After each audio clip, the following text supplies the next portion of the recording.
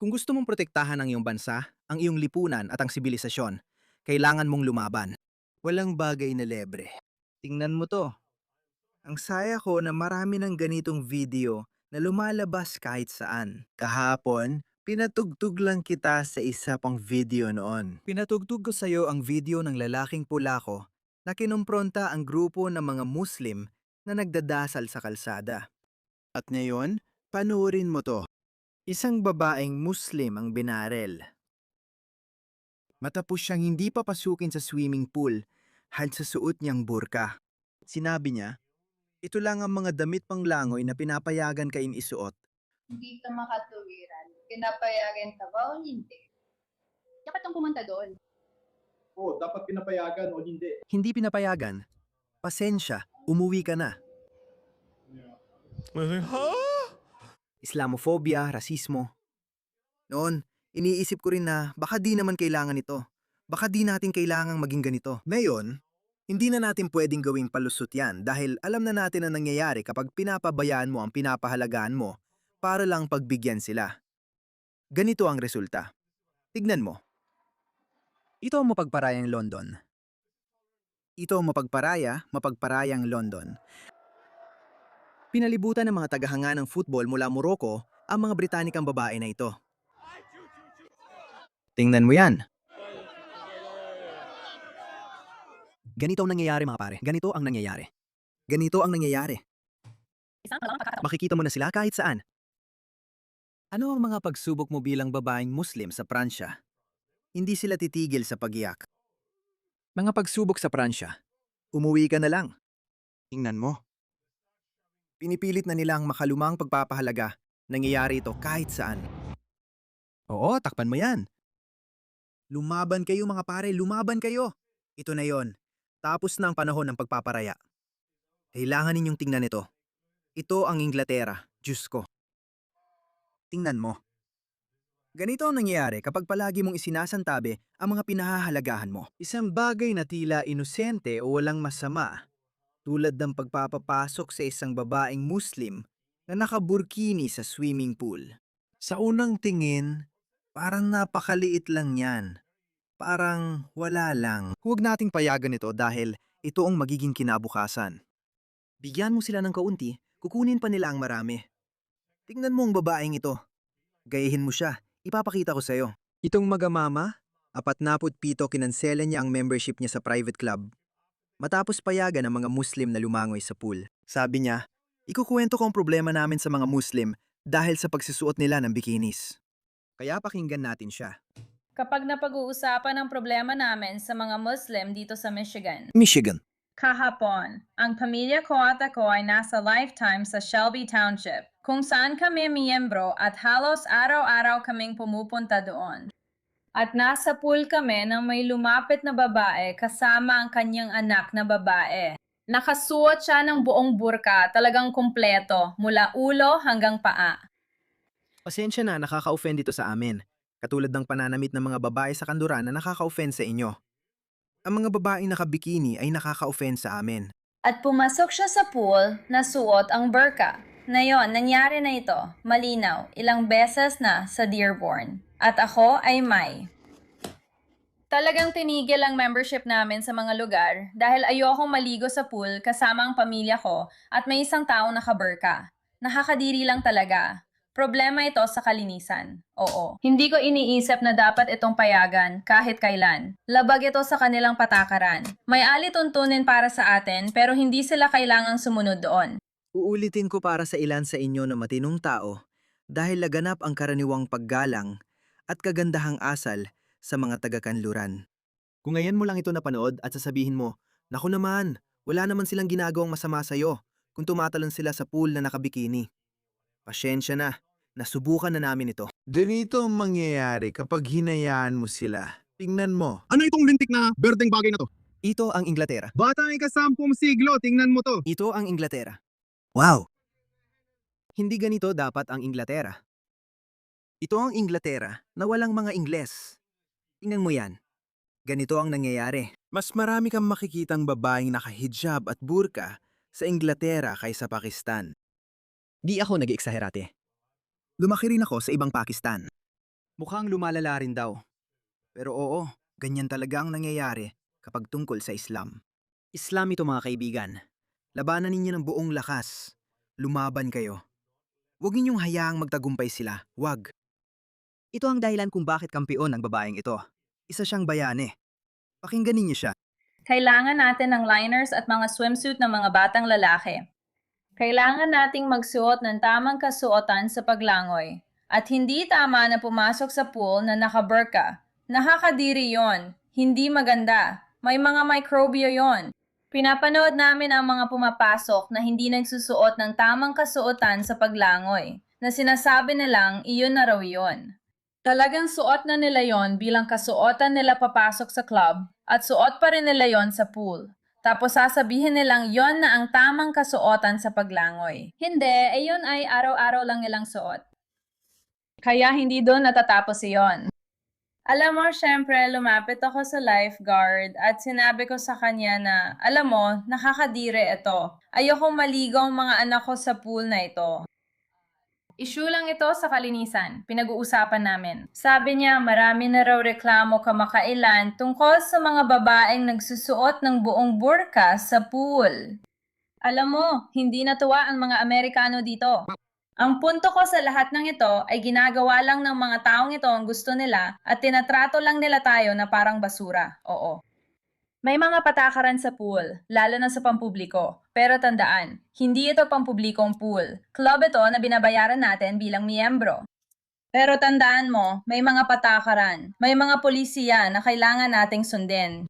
Hindi ko maintindihan kung bakit hindi nila kailangang sundin ang parehong mga patakaran na sinusunod natin dahil daw sa kalayaan nila sa relihiyon. Hindi kalayaan sa relihiyon ang pagpasok sa pool na nakabuong burka ka. Palagi nilang hinihingi ang kalayaan sa relihiyon sa mga sekular o kristyanong bansa. Pero kapag Muslim na ang bansa, nawawala na ang kalayaang iyon. Hindi yan kalayaan sa relihiyon. Isang problemang pangkalinisan yan. Magpapatuloy ito, at lalo lang itong lalala kung hahayaan nating magpatuloy ito. Tama ka. Ganito ang kinabukasan kung hindi tayo lalaban. Tingnan mo, ito ang London. Tingnan mo to. Tingnan mo lahat ng mga ninja warrior na yan na nakabalot sa mga supot ng basura. Tingnan mo ang kalagayan nito, pati ang magagandang gusali sa likod. Diyos ko, si Churchill ay gumabaligtad sa libingan niya. Anong nangyari? Lahat ng yan nangyari lang sa loob ng huling 20 taon o higit pa. Pakinggan niyo yung babae mga pare. Sa ngayon ako, dapat ganito kayo. Hindi ito tungkol sa pagiging magalang o mabayat o sa pagsasabing, ang bastos naman yan. Hindi. Lumaban ka ng todo. Huwag mong intindihin yan. Tingnan mo, masaya ako. Parami ng parami ang mga tao na nagiging manhid sa mga label tulad ng rasismo o bigotry. Wala nang pakialam ang mga tao. Buwisit to. Kung hindi tayo tatayo at ipagtatanggol ang ating sarili, ang ating pamilya, ang ating mga anak. Hindi ito tama. Hindi ito dapat magpatuloy. Hindi na kami magiging miyembro dito. Kakanselahin namin ang membership namin kung patuloy ninyong hahayaan na mangyari ito. At magpapatuloy ito kung hindi tayo tatayo. Isa itong problema. Kadiri ito. Marumi ito. Ang punto ay may mga patakaran tayo, may mga pulisya tayong kailangang sundin. At dapat sundin din nila yon. Pinapahalagahan mo ang prinsipyo mo higit sa lahat at may matibay kang paniniwala. Sige, dandang Muslim na mangangaral sa kanluran ang magkakaproblema sa kanya dahil sa pagsusuot ng tank top. Magkaka-issue talaga sila doon. Hanapin ko lang. Sigurado akong napanood mo na lahat ng video na yon. Tingnan mo ito. Tingnan mo kung gaano ka-entitled ang mga taong ito. Tingnan mo ito. Sinabihan ng German na pulis ang babae na linisin ang kalat niya, pero tumanggi siya. Sabi niya, bakit ko gagawin? Binabayaran naman kayo dyan. Pero hindi nang tulad nila. Ang sahod nila ay galing sa masisipag na aliman, hindi sa mga taong ito. Hindi lang nila inuubos ang benepisyo ng welfare system. Nagyayabang pa silang sila ra ang nagbabayad ng sahod ng mga iyon sa buwis nila. Hindi. Hindi kaya nagbabayad ng buwis. Isa lang itong araw ng trabaho kung saan kailangan mo magdesisyon kung sino ang dapat at sino ang hindi dapat. Sasabihin ko sa kanya ngayon na may meeting tayo dito. Pakiramdam niya ay parang nagtatrabaho siya lalaki. Lumalapit siya sa kapatid ko at sinasabi, oo, hinihiling ko lumipat ka ng lusod at dito kasama. Ano yun?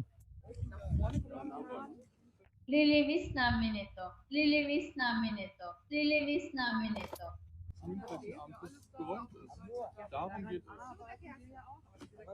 Ayusin namin ito. I think the subtitles are horrible.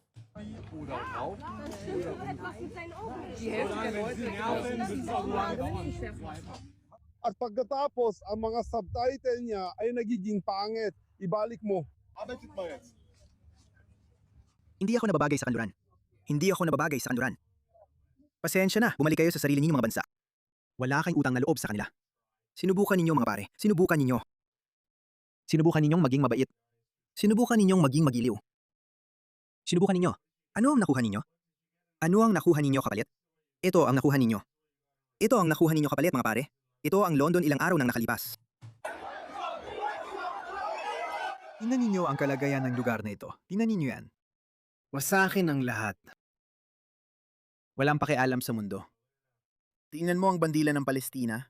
Kinamumuhian nila ang kanluraning sibilisasyon. Galit sila sa kanluran. Ano to? London din to. Paris din. Hindi ito sinunog ng mga taga-Paris. Tingnan mo, nasunog na ang set. Gusto lang talaga nilang magdulot ng kaguluhan at anarkiya hanggat kaya nila. Ito ang Paris. Ito ang Paris. Pasensya na, sinubukan nyo mga pare. Sinubukan nyo. Sinubukan nyong maging mabait. Inanggap nyo ang mga refugee sa ngalan ng sangkatauhan. Wasak na ang mga syudad nyo. Tingnan nyo, hindi ganito dati. 20 taon ang lumipas. Hindi ito ang normal nun. Tingnan nyo ang babaeng nagbalik loob sa Islam. Sabi ng isang taga-suporta ni Zahran Mamdani, hindi raw niya naranasan ang totoong pang-aapi hanggang sa nagbalik loob siya sa Islam. Anong nangyari? Pakinggan at tingnan natin ang sasabihin niya. Ginagawang sobrang hindi kaaya-aya ng mga tao ang pagiging Muslim. Karanasan. Diyos ko. Sobrang saya ako nung una ko natuklasan ng Islam. Naniniwala ako sa propaganda nila na binibigyan ng Islam ng kapangyarihan ng mga babae.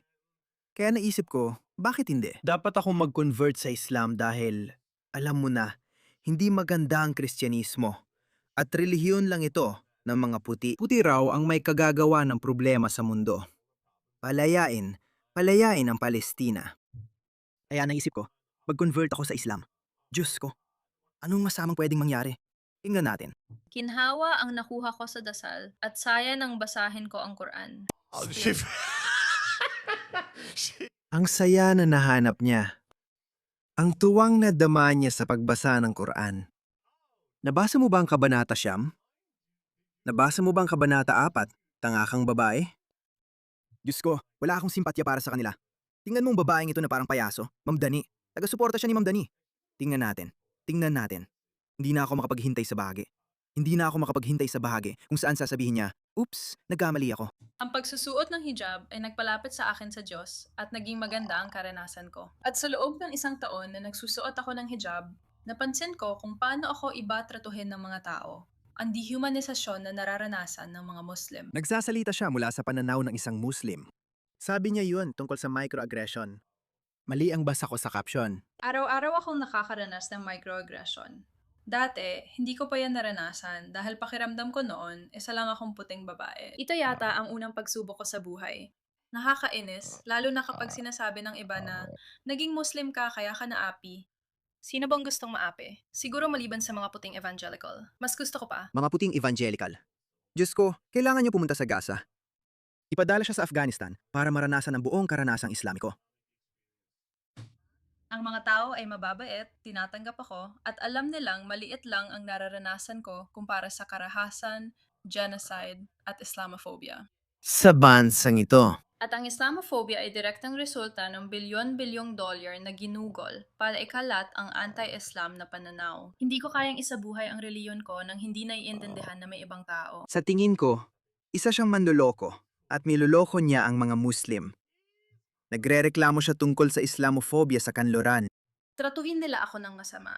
parang makakaranas ako ng diskriminasyon at sobrang bagal ng pagbabago. At kailangan ko lang tandaan na bahagi ako ng proseso ng pagbabago ng isipan ng mga tao. Hindi mo mababagong isip ng iba, mahal. Lalong lalala ang pagtrato ng kanluran sa Islam. Tandaan mo yan. Ang kanluran ay lalo pang magiging Islamophobic. Itong pagpaparamdam ng guilt, gaslighting at pagkamuhi sa sarili na dinaranas ng kanluran sa nakalipas na 30 o 40 taon. Ay grabe, hindi na ako makapaghintay. Hindi na ako makapaghintay na makita ang puting tao na maging katulad ng dati, bago ang 1,945. Hindi na ako makapaghintay na makita yon. Tungkol sa Islam. At pwede talagang maging mabigat na pasanin yun. Diyos ko, pasensya na, mali ang nabasa kong caption. Mali itong taong to. Itong taong to, ano ba pare? Hindi mo ba naiintindihan? Dati isa lang akong puting babae. Ngayon, araw-araw ako nakakaranas ng pang-api at pagde-dehumanize. Iba na ang tingin sa akin ng mga tao. Oo, kaya nagrereklamo siya tungkol sa Islamophobia. Hindi niya sinasabi na inaapi siya ng ibang Muslim. Kailangan niyang pumunta sa Afghanistan, mga pare. Kailangan natin siyang ipadala sa Iran. Kailangan niyang pumunta sa mga lugar na yon. Alam mo, tingnan mo siya. Tingnan mo kung paano siya. Tingnan mo kung paano siya nakadamit. Tingnan mo to. Yung dibdib niya. Nakasuot siya ng masikip na blusa. Kita mo yung hugis ng dibdib niya. Swerte ka na lang kung mapagtanggol mo yan sa tradisyonal na Muslim. Hindi matatapos ang pagiging entitled nila at di sila titigil sa pag-atake sa'yo. Kaya alam mo, panindigan mo lang ang mga pinaniniwalaan mo. Ito lang ang masasabi ko. Alam mo, hindi naman natin kailangang maging malupit sa kanila o kahit kanino. Panindigan mo lang ang paniniwala mo. Sabihin mong pasensya na, hindi pwede. Ayaw namin ito. Ayaw namin nagdadasal kayo sa kalsada. Ayaw naming magsuot kayo ng burkini o niqab dahil nakakainsulto ito sa amin. Ito ang aming tahanan, aming mga patakaran. Pero nakahanap sila ng paraan para gamitin laban sa inyo ang mga pinapahalagahan nyo.